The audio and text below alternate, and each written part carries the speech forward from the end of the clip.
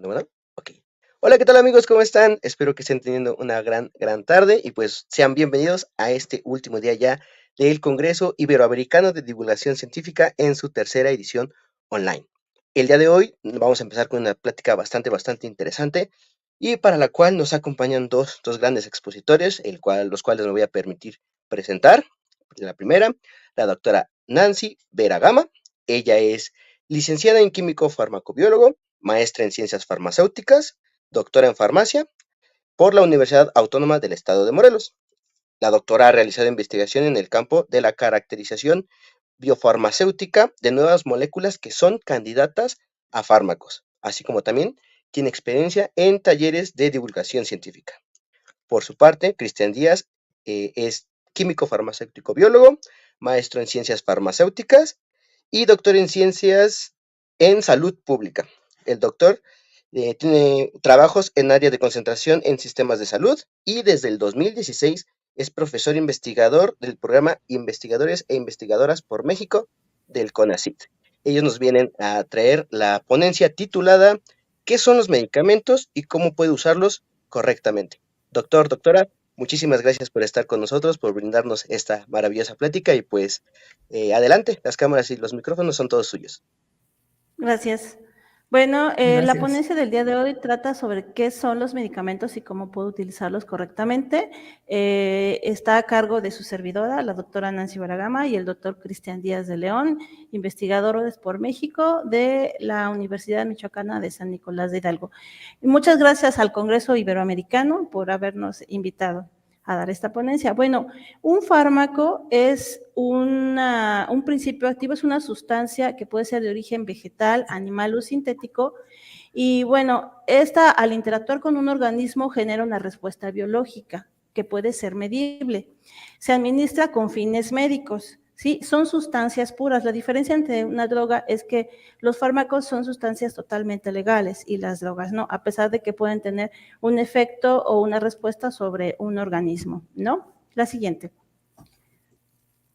Para que puedan hacer un medicamento, tiene que haber dos cosas. Primero, un fármaco o sustancia pura, que por ejemplo puede estar en estado líquido o en estado sólido, y excipientes. Los excipientes son sustancias que también acompañan al fármaco para darle estabilidad y para poder crear una forma farmacéutica. La forma farmacéutica es lo que nosotros ya podemos ir a comprar a las farmacias y que va a ser administrada por alguna vía de administración. Sí, que puede ser oral, puede ser intravenosa, puede ser intramuscular, etcétera, ¿no? Pero aquí importante saber es que un medicamento se dice que está formado por un fármaco y excipientes. Y una vez que juntas estas dos cosas, creamos una formulación y nace el medicamento, ¿de acuerdo? Siguiente.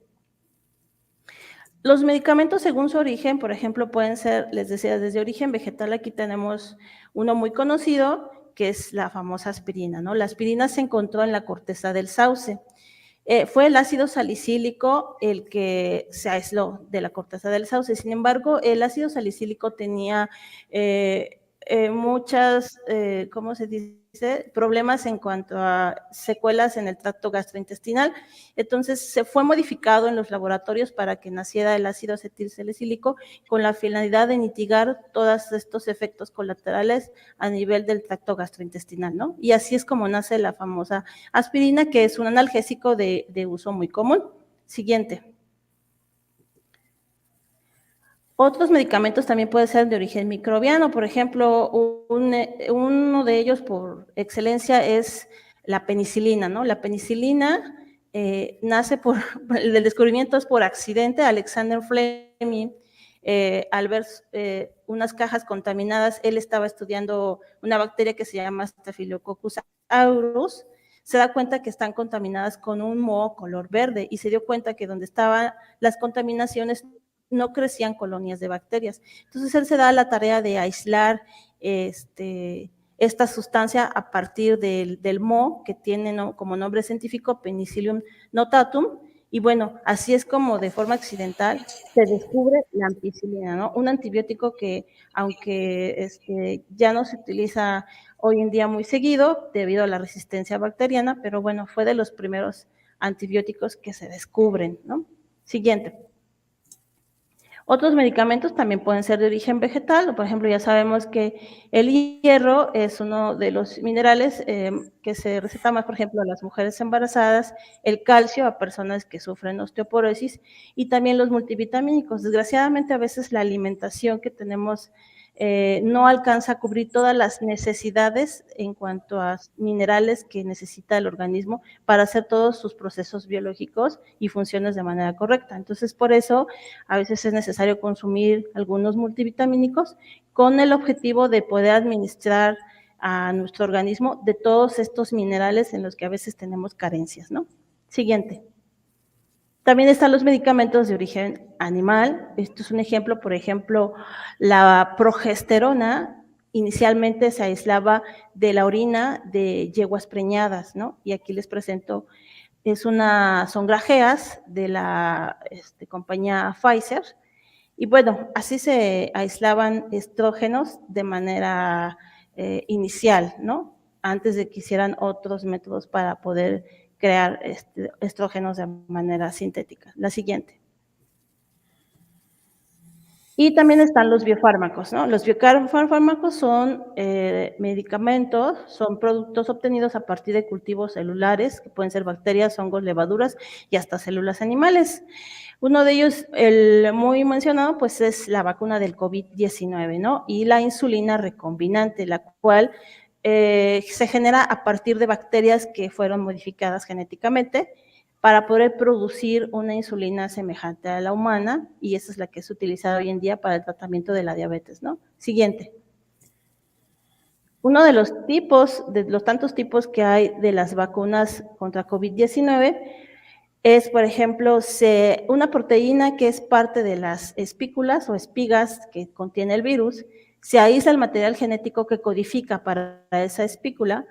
Este material genético se introduce a bacterias o a células animales para que ellas la puedan producir, replicar, y después se purifican y se aíslan estas proteínas, se combinan con algunos potenciadores de respuesta inmune, y entonces es así como nace la formulación de la vacuna.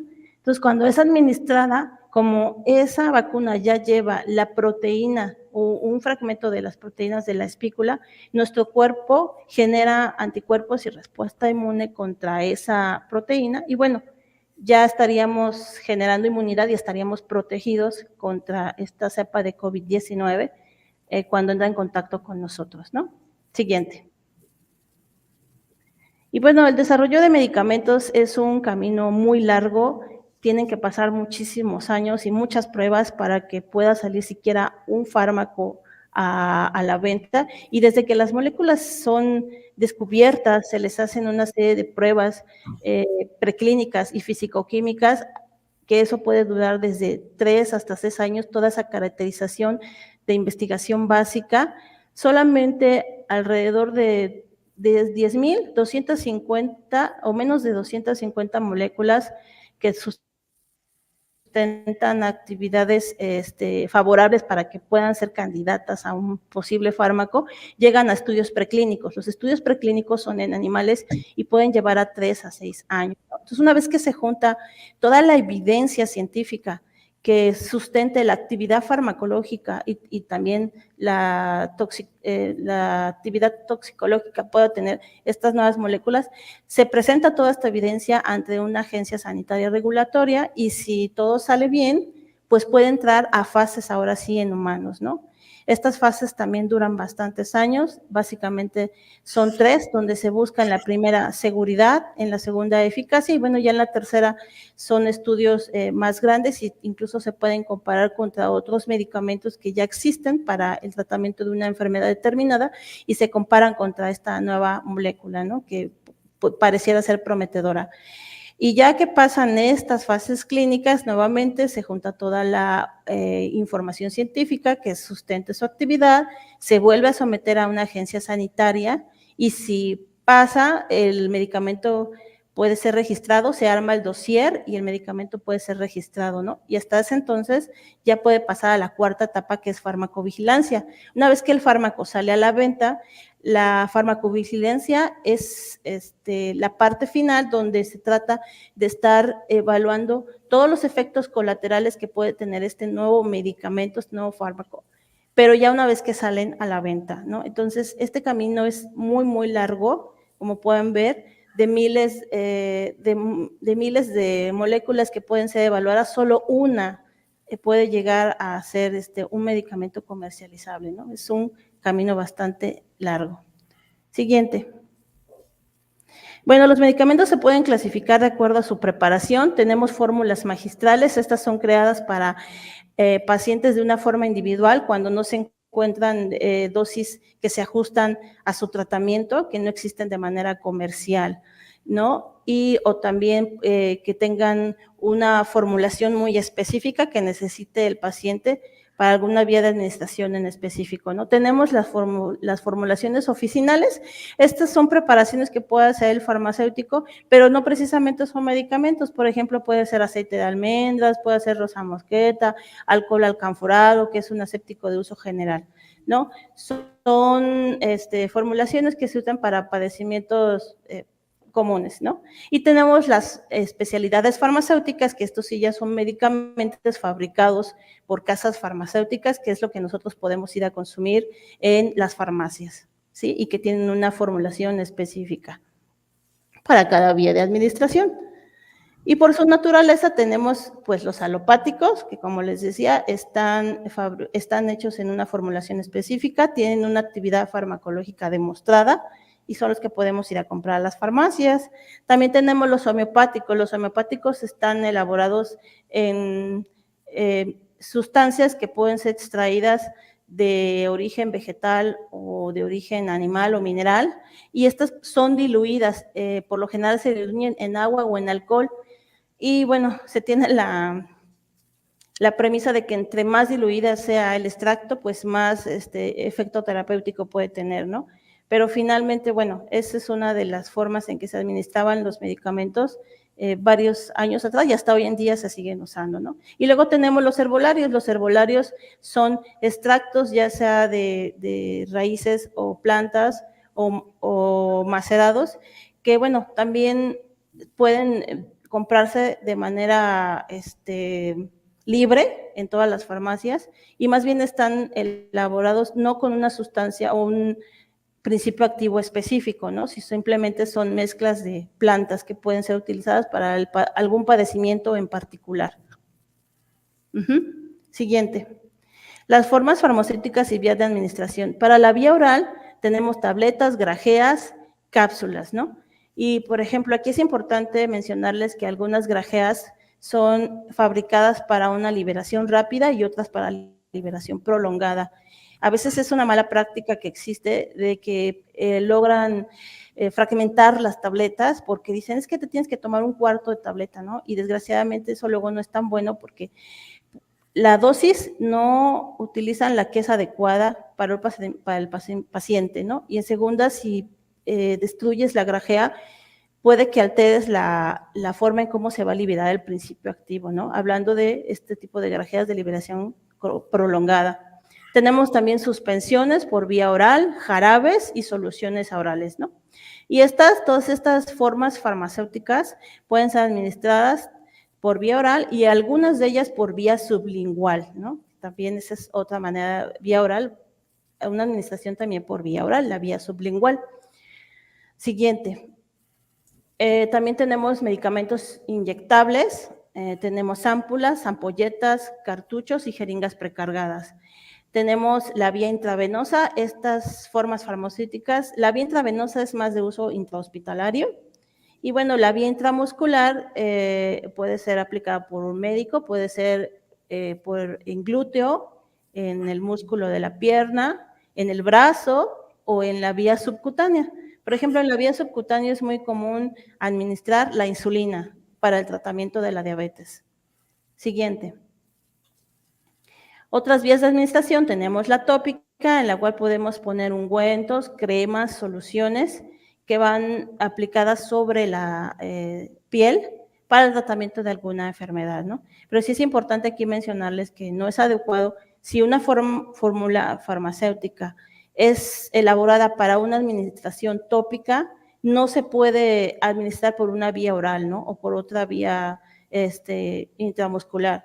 Todas las formas farmacéuticas que están hechas para una vía en particular tienen que ser administradas por esa vía. Es mala práctica administrar formas farmacéuticas por otras vías.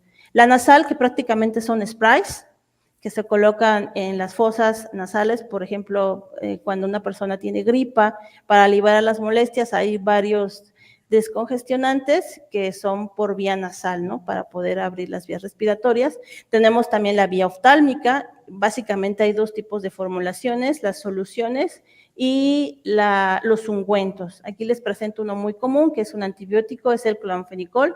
Se vende tanto en ungüento para uso ocular y solución, ¿no? Siguiente.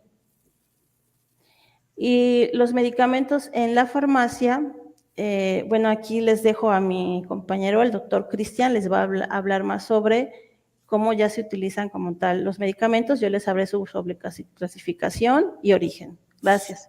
Sí, gracias. Bueno, pues en esta parte vamos a ver qué tipo de medicamentos encontramos cuando vamos a una farmacia.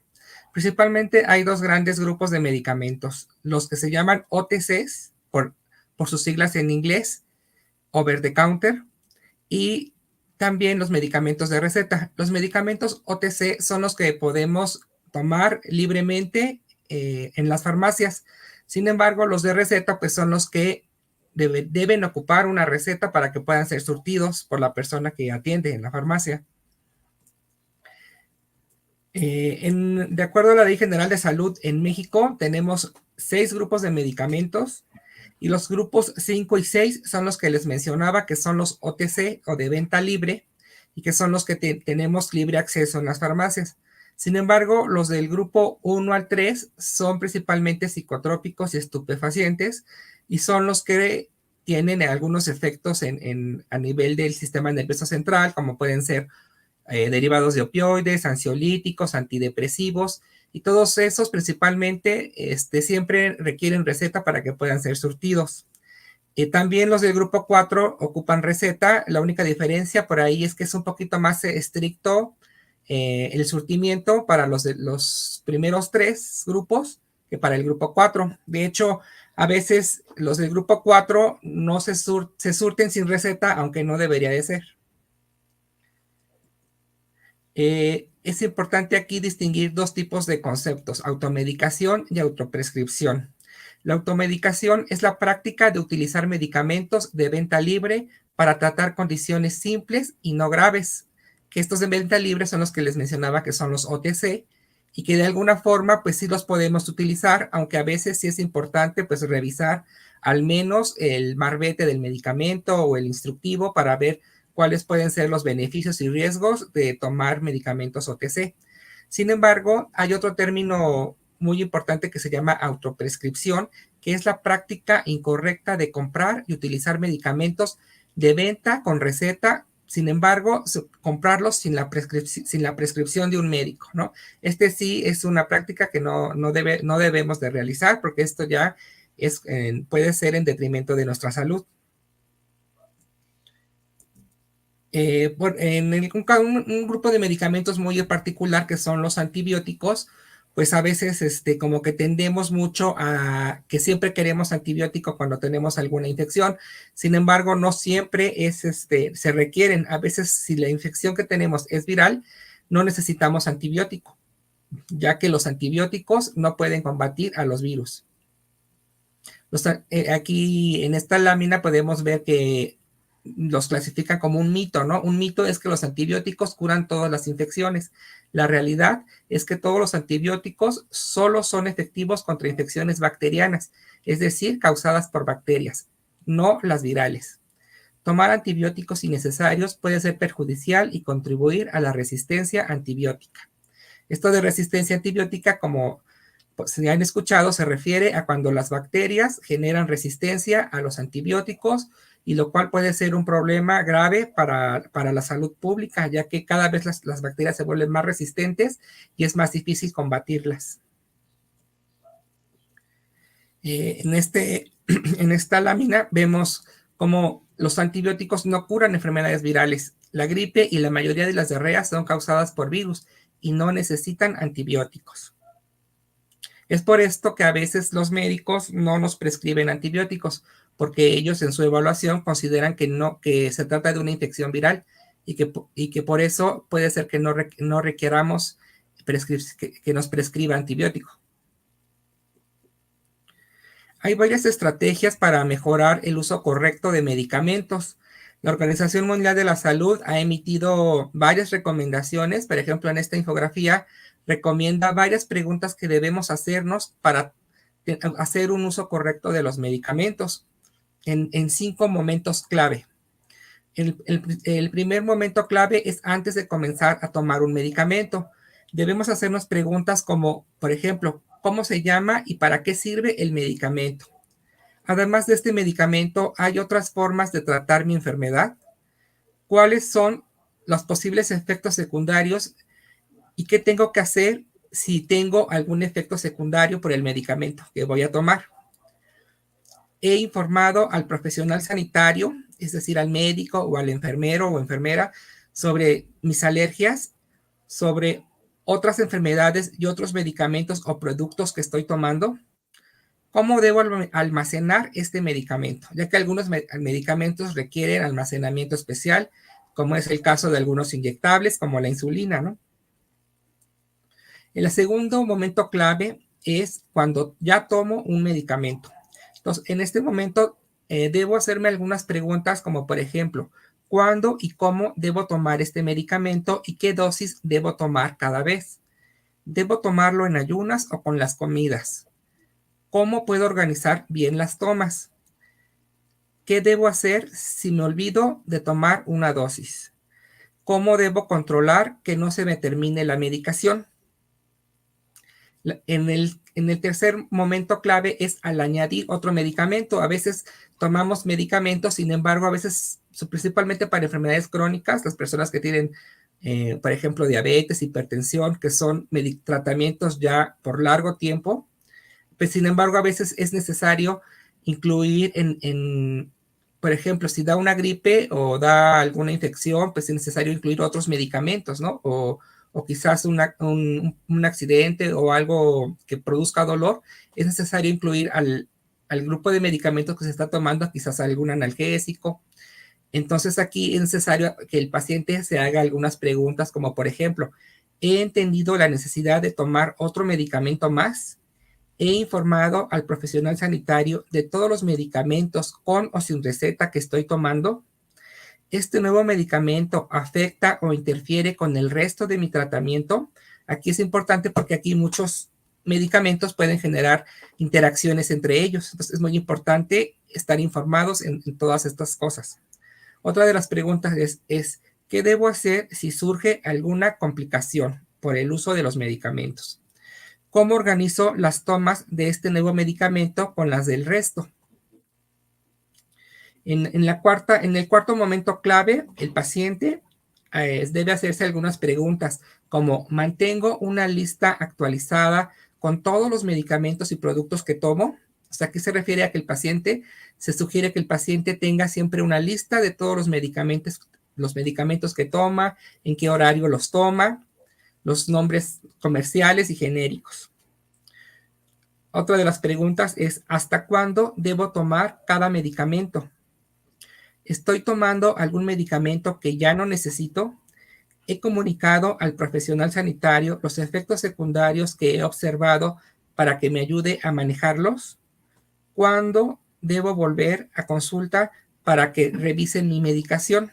Aquí es importante que el médico continuamente esté revisando los medicamentos que está tomando el paciente. El quinto momento clave es antes de finalizar la toma de un medicamento, para el caso de medicamentos o tratamientos en los que tienen cierto periodo más bien cierto plazo, ¿no? Dentro de las preguntas que el paciente puede hacerse es, ¿cuándo debo dejar de tomar cada medicamento? ¿Puedo dejar de tomar alguno de mis medicamentos de repente?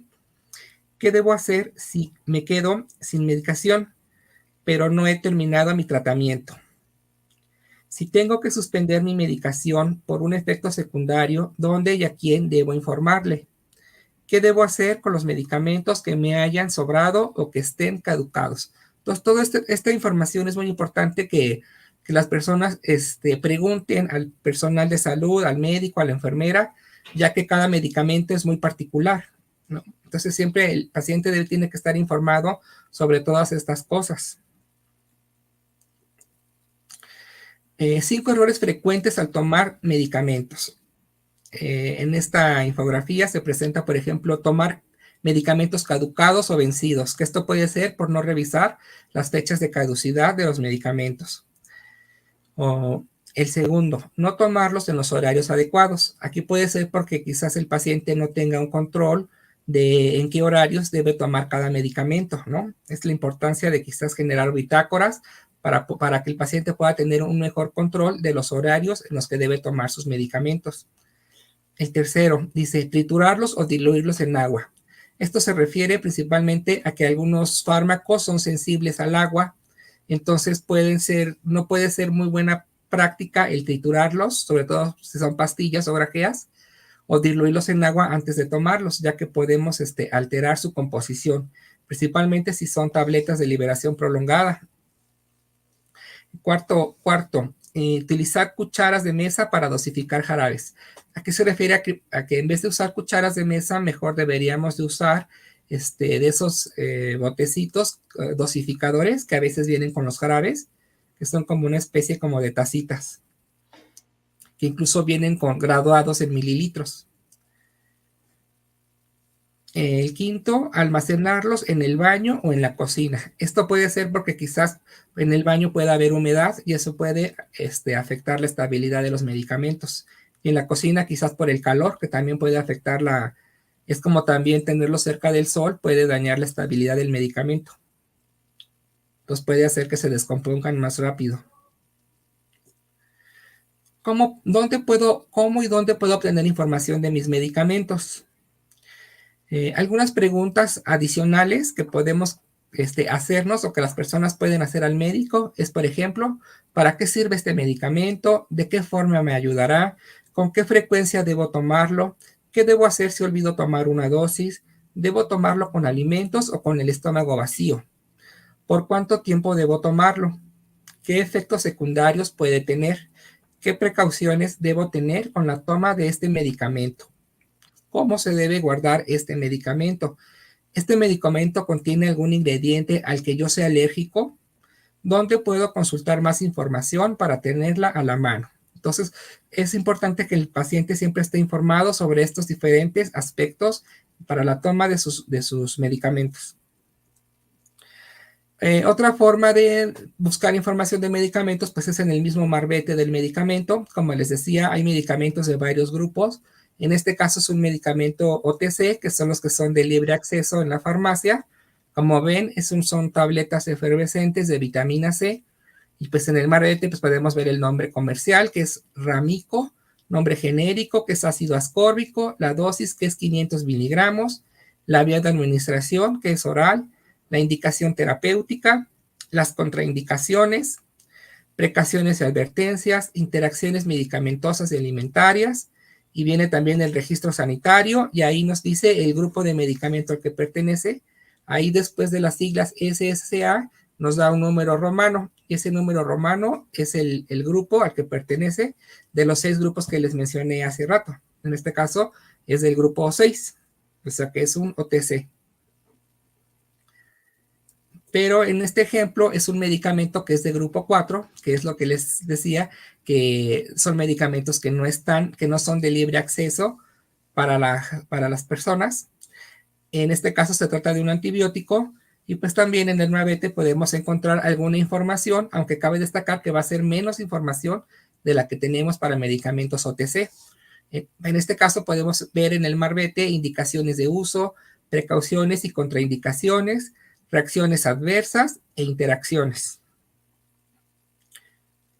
Otra forma importante de ver información de medicamentos es a veces consultar el internet. Sin embargo, es muy importante prestar especial atención a qué páginas de internet consultamos. Por ejemplo, aquí es una recomendada, es esta que se llama Medline, que es una página web, y aquí viene información pues más confiable sobre enfermedades y medicamentos.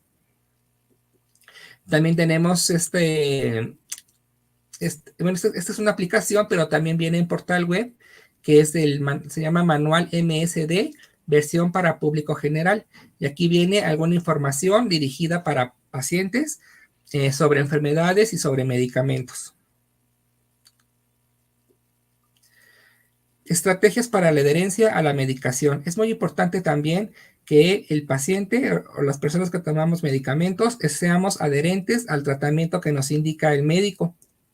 Para esto podemos usar pastilleros, aunque a veces no se recomienda mucho porque a veces al momento de usar pastilleros puede ser que la persona no reconozca o no se acuerde bien de qué medicamento es cuál, ¿no? Entonces esto podría generar por ahí un error de medicación al confundir los medicamentos, sobre todo porque continuamente, sobre todo si se usan genéricos, se cambia la presentación, ¿no? Puede ser que una vez sea una tableta blanca y después sea una rosa y luego una azul, y esto puede generar muchas confusiones. Por eso es que no se recomienda mucho el uso de pastilleros. También es importante hacer como bitácoras para la toma de medicamentos, para así poder recordar la toma de medicamentos durante el día.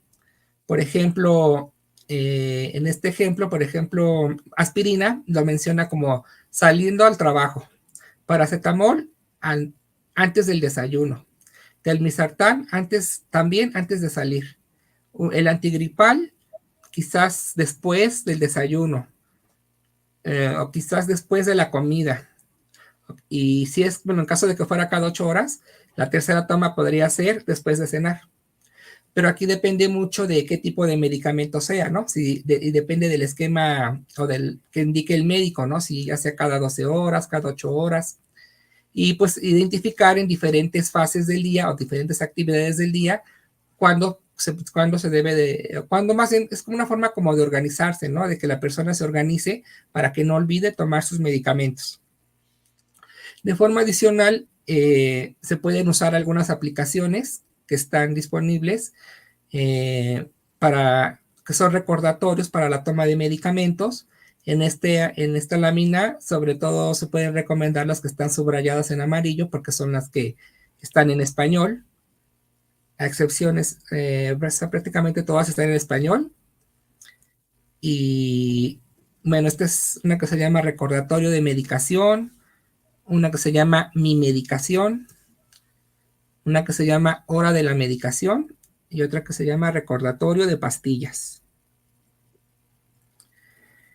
Otro aspecto importante para tomar medicamentos es evitar interacciones, principalmente interacciones entre medicamentos, pero también interacciones con alimentos o interacciones puede haber interacciones también con productos herbolarios o con tés o productos de medicina tradicional, herbolaria, que a veces los solemos combinar con los medicamentos sin avisarle al médico.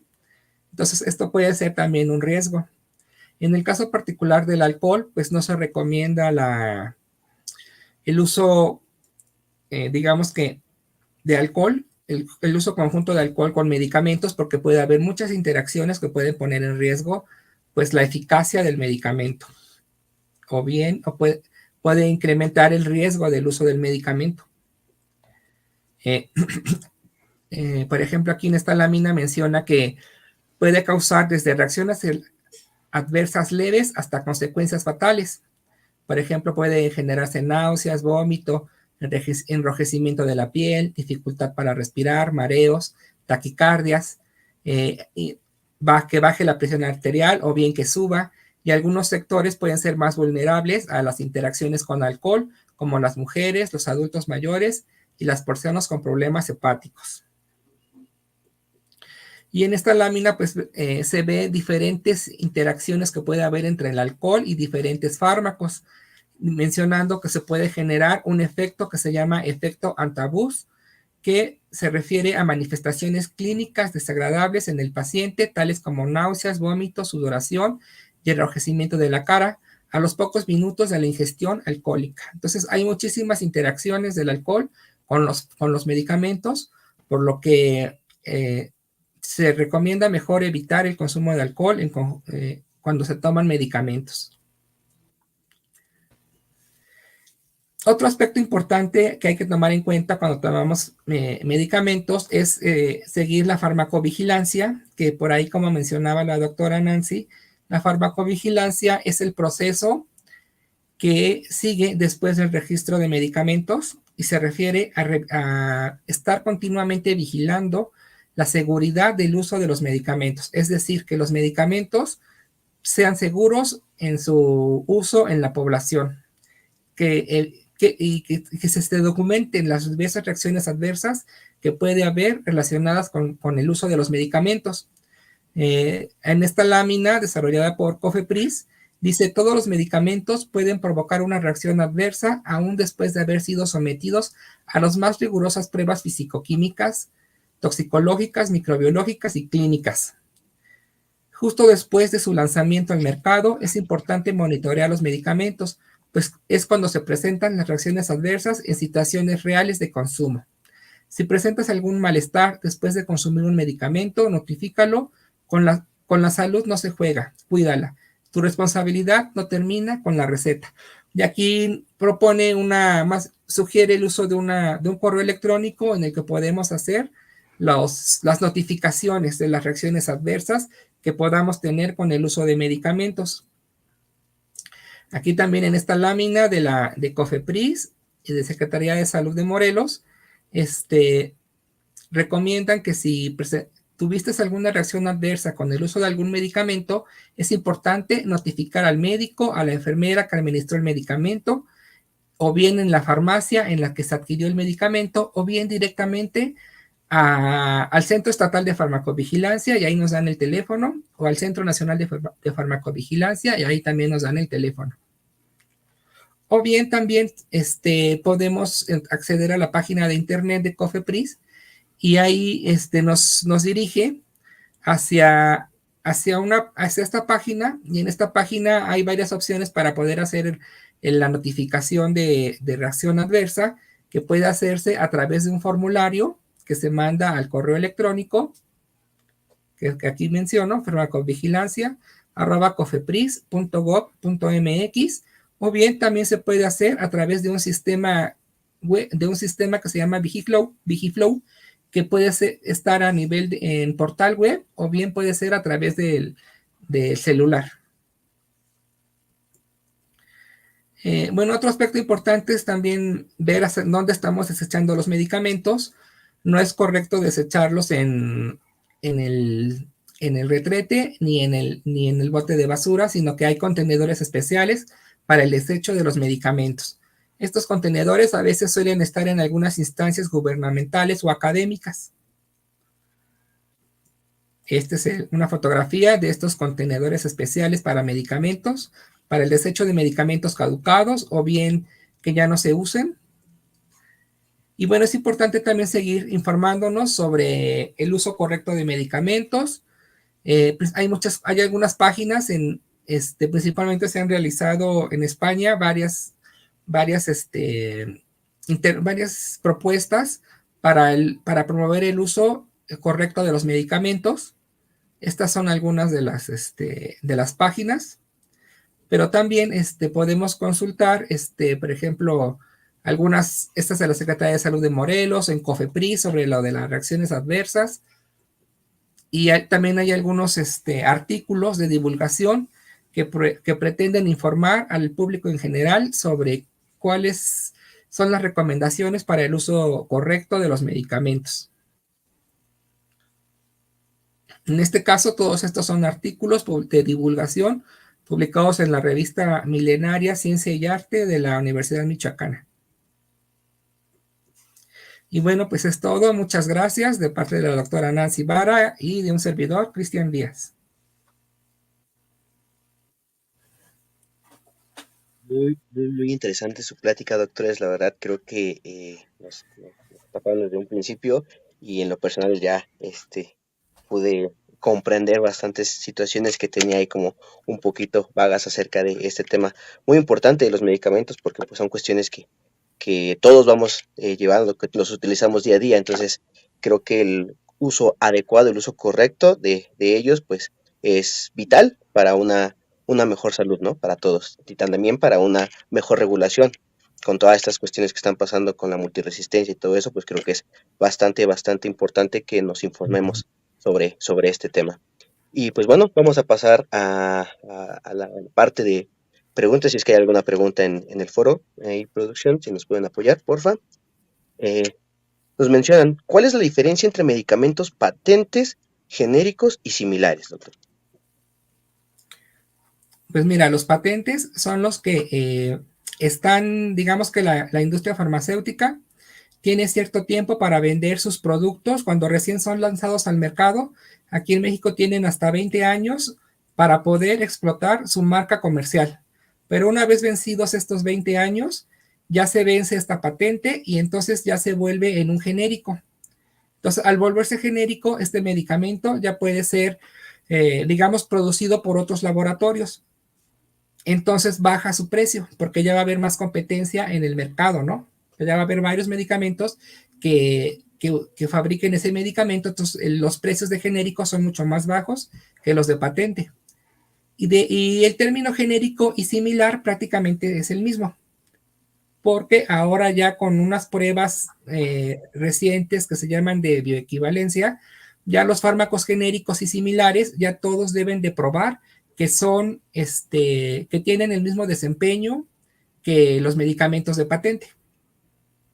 Sí, en ese sentido lo que sucede es que esa prueba de bioequivalencia es una prueba que se hace obviamente en humanos y se busca ver que los niveles de concentración en sangre del fármaco de patente sean igual o similar a un medicamento genérico. Entonces, eso es para asegurar el efecto terapéutico. Pero hace muchos años también había medicamentos que no cumplían esta prueba, que no se les hacía esta prueba y se les decía similares, ¿no? Pero actualmente todos los medicamentos genéricos y similares tienen que cumplir con esta prueba de bioequivalencia para garantizar ese efecto ese efecto terapéutico, perdón. Muchísimas gracias por su respuesta. ¿Hay alguna otra? Bueno, me parece que hay saludos. Elsa les manda saludos desde Nicaragua, doctores. Y Ana Marta, gracias por la transmisión.